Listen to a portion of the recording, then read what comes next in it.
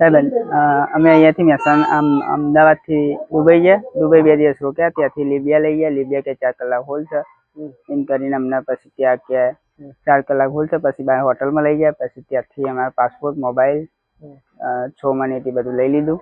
ત્યાર પછી અમને તો રાખ્યા 2 દિવસ રાખ્યા. પછી 2 દિવસ ઘરે વાત કરાવી. પછી ઘરે બધા જોડે એમના રીતે વાત કરી. મારા જોડે તો કોન્ટેક્ટ કરતા નતા. તે અમને અલગ અલગ રાખ્યા હતા. જમવાનું આપતા નતા. પછી ઘરે બધી વાત કરતા હતા. શું માંગણી કરતા હતા?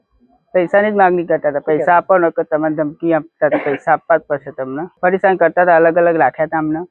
ખાવાનું આપી ના આપી એવું કરતા હતા. ઘેર મને જબરજસ્તી ધમકી આલીને વાત કરાવતા હતા. આવું આવું બોલ, તું રો, તારા ફેમિલી આગળ રો તું, તો જ પૈસા આપશે. પૈસાની જ માગણી હતી. પહેલા તો મારા જોડે મને તો વાત જ નહીં કરી પૈસા કે આટલા પૈસા. ઘરવાળા જોડે જ માગણી કરતા હતા. 1 તારીખ રાતે ત્યાં અમે ઉતર્યા. 18 તારીખ સવારે અમે ત્યાંથી નીકળ્યા. તો બહુ કરતા સાહેબ.